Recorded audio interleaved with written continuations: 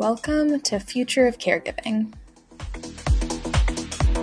I had appointments and mammogram and ultrasound and the punch biopsies, and I got a dreaded call from the surgeon that said, "Fitz, I'm so sorry, but you do have breast cancer. That tumor tested positive." Today we are joined by Fitz Koehler. Fitz Koehler of fitzness.com is a fitness innovator with a master's degree in exercise and sports science. She's a breast cancer crusher and the author of multiple books. She is one of America's most exciting keynote speakers and a premier race announcer. She's waged her own incredible comeback from cancer and now works tirelessly to help other cancer survivors and patients to really weaponize exercise and nutrition to go from sick to strong to and beyond.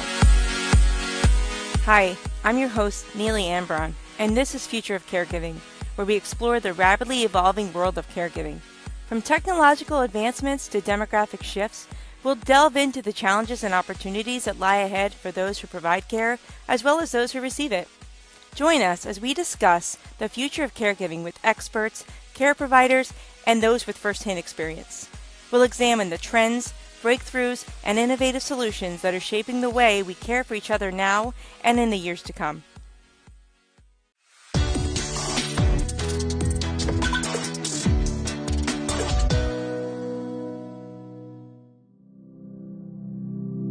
I would love to give you an opportunity to just kind of give us your story beyond the introduction I provided.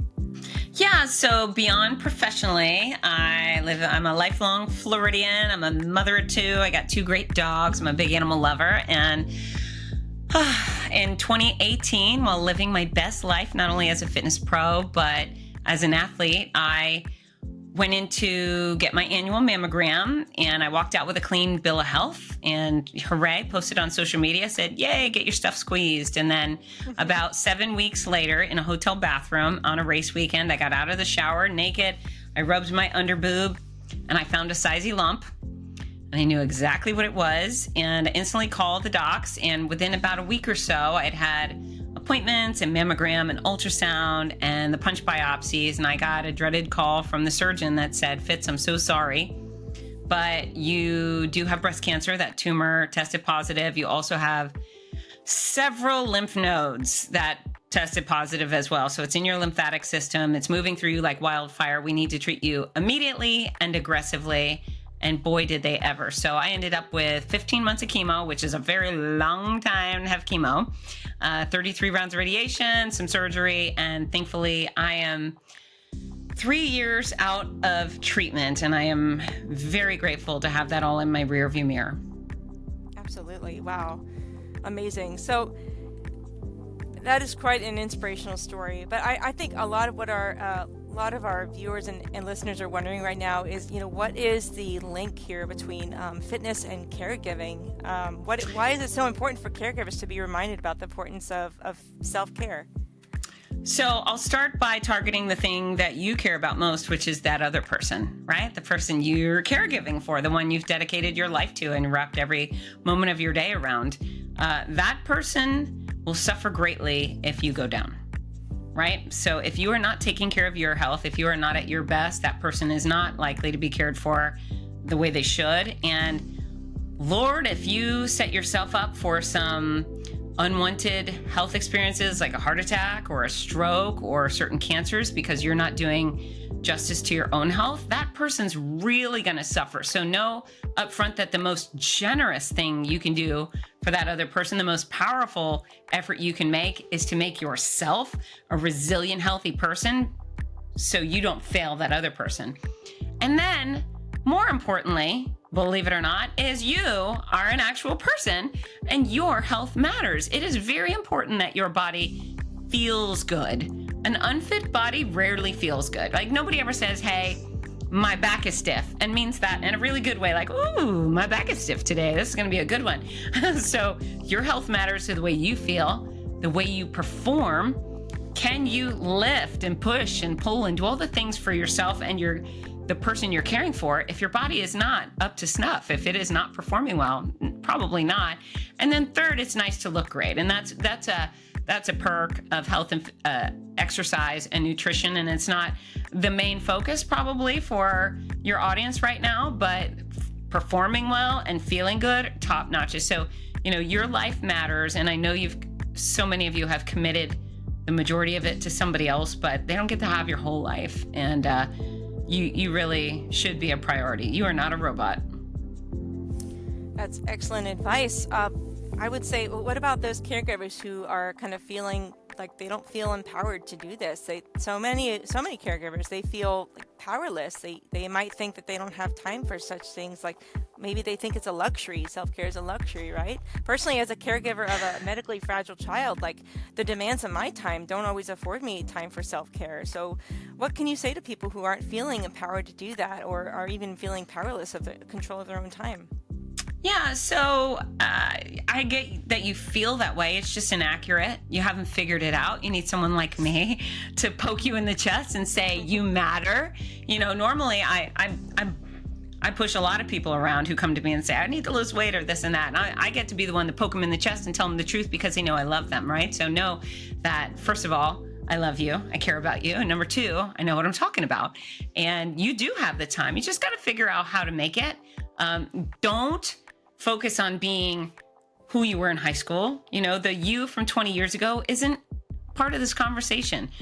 Can you do something today to make yourself better? The answer is yes.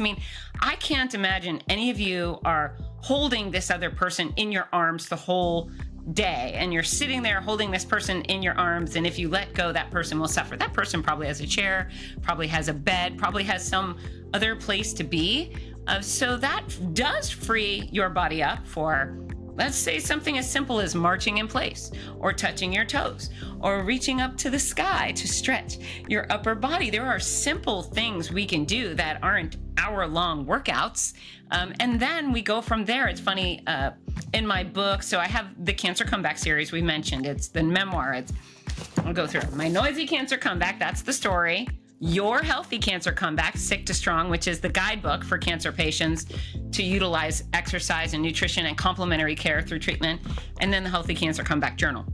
But this book it's funny. It's filled with all sorts of photos, exercises, how to exercise in bed. Can you do leg lifts while lying in bed? For sure you can. Can you do exercises sitting in a chair? For sure you can.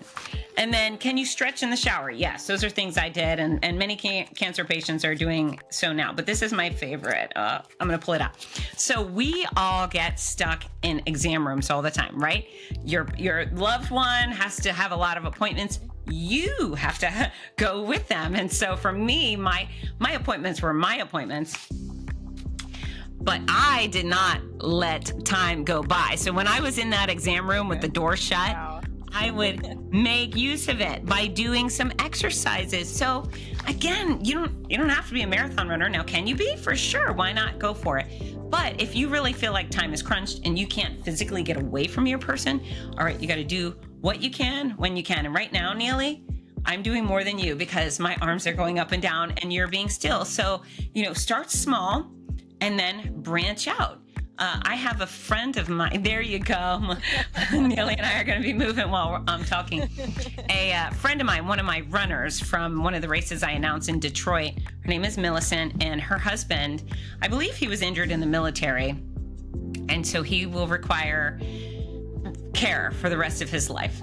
And she is so wise. She has such a high priority on her health, not only her body, but her mind, that she has 3 gym memberships. She has one near her home. She has one near the hospital where he is regularly admitted. And then she has one near the place where he does physical and occupational therapy. And so when she puts them in the hands of the medical provider, she goes and exercises. And so can we be resourceful like that? And somebody might say, well, she's rich. She's definitely not rich. She's investing in herself. And I think Planet Fitness, which is a nationwide chain, you can get a $10 membership per month. There's some affordable fitness centers. However, if you don't want to spend money on a fitness center, know where the local park is, right? Can you go to the park and do some stretching, or maybe your Tai Chi or some Pilates in the yard, whatever. The park is free. Use it however you want. Or can you get out and do laps around the hospital or around the occupational therapy place? So you gotta be smart. You gotta think about it. You gotta prioritize it, number one, and say, all right, I'm resourceful.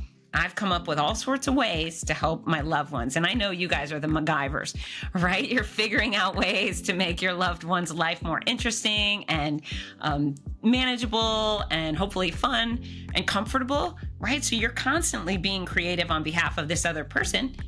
Be creative on behalf of yourself and know that it doesn't require gobs of time or you to be elsewhere. You can be in the same place and work on your fitness.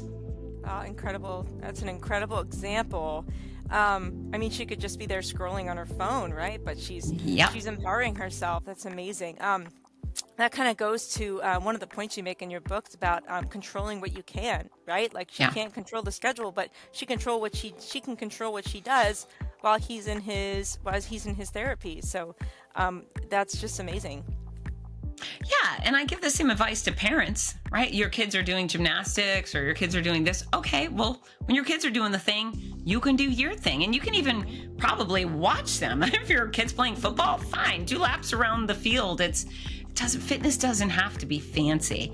And know that, other than a few circumstances, and I'm sure some of your loved ones might be in that position, fitness is attainable for most folks, right? We're not trying to be Kardashians. None of us are out there trying to be hot in a thong on a red carpet. We're just trying to feel good, have our bodies perform well. It's okay to want to look our best too, but for us, it's about quality of life and hopefully even length of life. Absolutely. And, you're kind of getting at the grit of it. You talk about, you're here to poke us in the chest, talk about we're tougher than we think and we can get it done. At the same time, there's this dichotomy where we have to also be graceful with ourselves, and that kind of gets at the idea of self-compassion and mental health. So let's talk about that for a second. This idea of giving yourself grace, like letting yourself be human. I think so often, caregivers, we think we have to do it all ourselves. And, there's a certain amount of grit that goes into that, right? And I think it's easy to get wrapped up into that, caught up in it, maybe isolate ourselves from everybody, but forgetting to just let ourselves feel what we feel and give ourselves time and grace to do that. Yeah, so I experienced a lot of that mental hardship during cancer. Cancer was rough. My treatment was rough. It wasn't just the bald head, and boy, did I not enjoy the bald head, but I was just brutalized. Every iota of my body was just obliterated. My digestive system, my fingernails ripped off. I was constantly having one new weird side effect pop up. There was always something, and it always was hard, And so most every day, I didn't start off as a big crier, but through cancer, almost every day I had to cry. My choice was not to expose my kids to that. They were going through enough watching mom be sick with cancer. So I would go in my bathroom, I would go in my car, and I would cry. I would boo-hoo for 15 to 20 minutes. Sometimes my mom would FaceTime me and I'd cry to her. And then I'd get it out. And it's okay. It's okay to cry. The tears dry. As I say, we're not robots. Our joints aren't going to rust because we cried. So it's okay to cry. But then I put on my big girl panties and I got on with it. And I made the best that I could of the day. And it didn't mean every day was great or whatever, but I chose perspective. For me, I kept thinking I was so lucky not to be a kid with cancer. And I was so lucky that it wasn't my kid with cancer. And so I decided, okay, I can figure this out. There are a lot of, I look around the world, there's lots of horrible stuff going on. And so I think choosing perspective, choosing to address your feelings and allow that conversation, have a journal, have a therapist, have a friend. It's okay to feel sad. It is not okay to bask in misery. That's important, that you choose to see the bright side. And, I was born with a sunny disposition, yay me, but I think positivity is a learned skill. It's something you can practice and become better at. Simple things. Red wine spills on the carpet. You could be, oh, damn it, the carpet. You can go, spilled wine on the carpet. I'm going to do my best to clean it up. If not, we got a stain. Oh, well, we got a stain, right? And if you're stuck in traffic, It's traffic. You see a person who's going through real hardship, right? And when we come down to priorities in the world, what trumps this person's hardship? Isn't a spilled glass of wine just so trivial comparatively? Oh, we had a fender, nobody got hurt. So trivial. I had a time, it was 6 weeks ago, same exact day, my washer and dryer died, my treadmill died, the radiator in my Jeep blew up. There was one other thing. I know, it was thousands of dollars worth of expenses, and I just was like, it's not cancer, so it's a mantra, and it's a practice. And yeah, you've seen shit hit the fan. Can I say that? Sorry, stuff hit the fan. You've seen stuff hit the fan repeatedly over and over. And so you look at the little stuff going on in your life, you go, it's okay. So you cry, you get it out, you choose some time for yourself, because again, you're a person. It is totally not selfish of you to take an hour to get a massage, to roam around the mall, to do a ballroom dance class. I mean, I travel for work, and so this is something I've been seeing around, these flyers for ballroom dancing, and they're grown-ups in there. They're just regular people.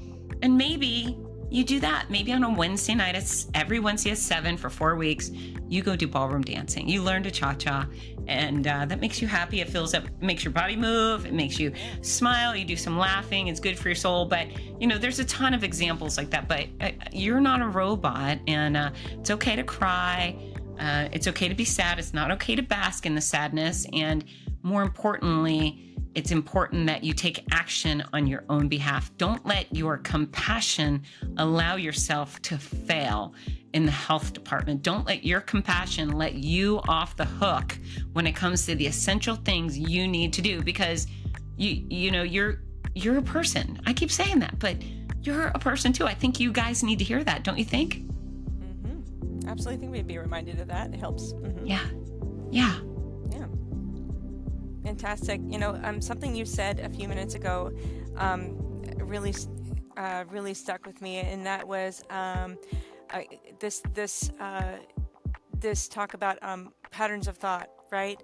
I've heard it, and many people talk about the link between thoughts and feelings and actions, and I've also heard it said, your thoughts control your feelings, and your feelings control your actions, and which ultimately affects your outcome, right? So we need to make sure that our thoughts are healthy thoughts. So the positive thought, the positive thinking that you said, that is so vitally important, and your story about all the expenses that racked up, and your ability to maintain positivity through that because of this perspective you had. It's not cancer, so ultimately it's okay. I think that is so helpful to be reminded of.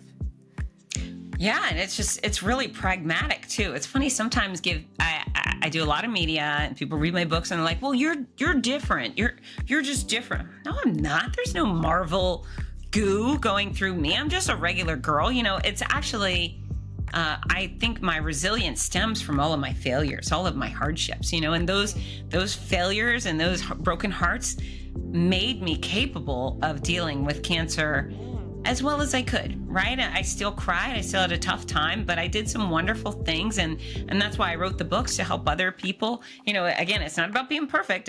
There's nothing about me that's perfect. Probably nothing about you that's perfect, right? But it's controlling what you can when you can. So if you start just getting this attack mindset of, okay, can I squeeze in exercise a little here? Yeah, I got 5 minutes while so-and-so was doing XYZ.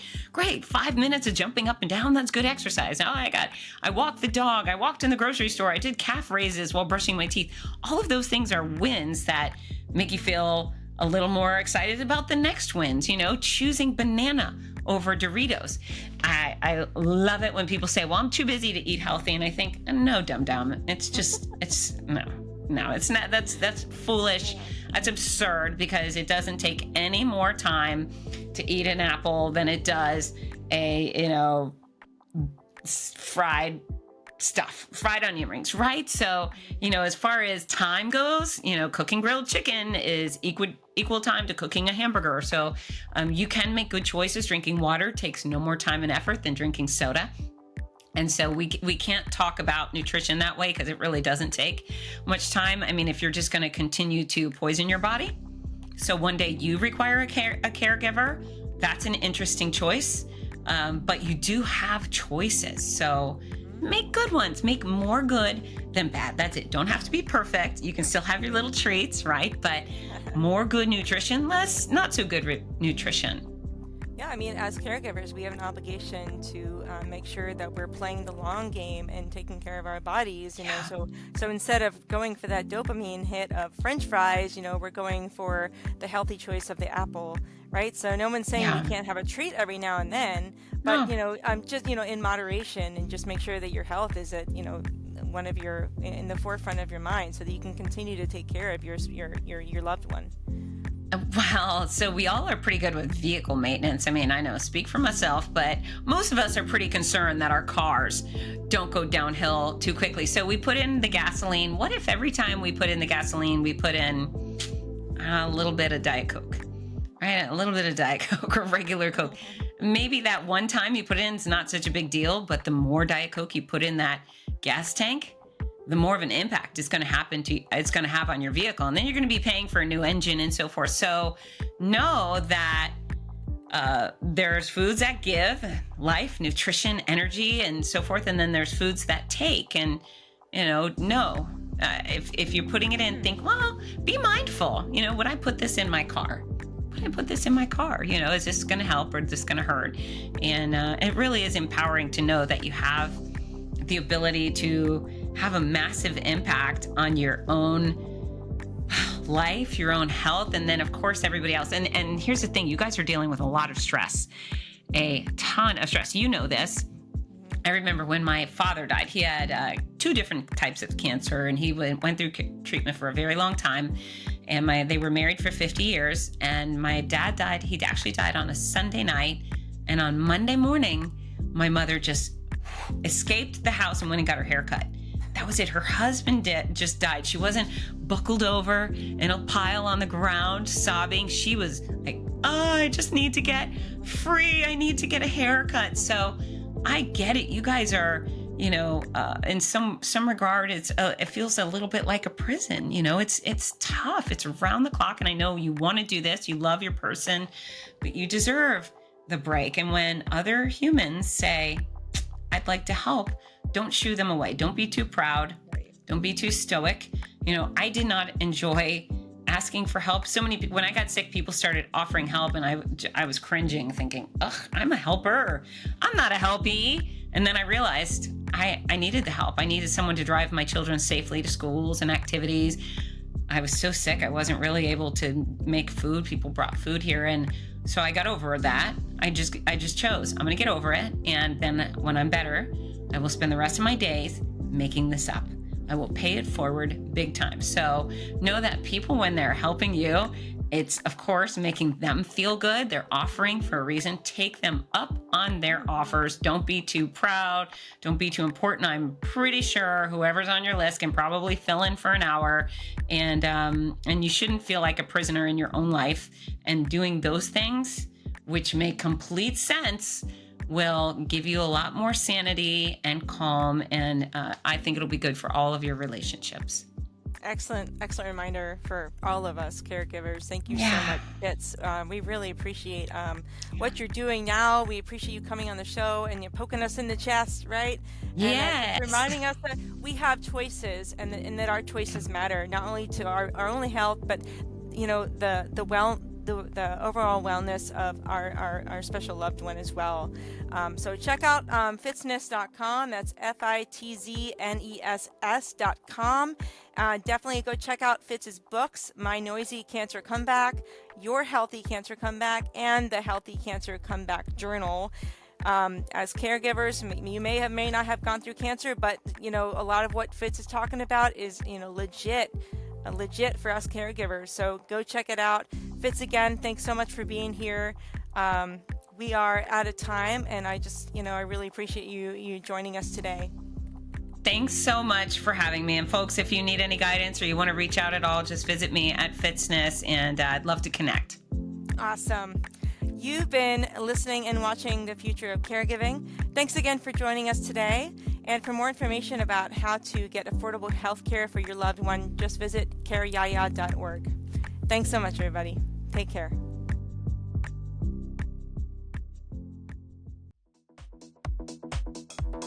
And that's a wrap for this episode of The Future of Caregiving, brought to you by Care Yaya. We hope you've enjoyed this exploration into the world of caregiving and that you've learned something new and valuable. If you want to stay up to date on all things caregiving, be sure to subscribe, rate, and review. And don't forget to check out careyaya.org, where we're dedicated to improving the future of caregiving through technology and compassion. From all of us here at Care Yaya, thank you for tuning in.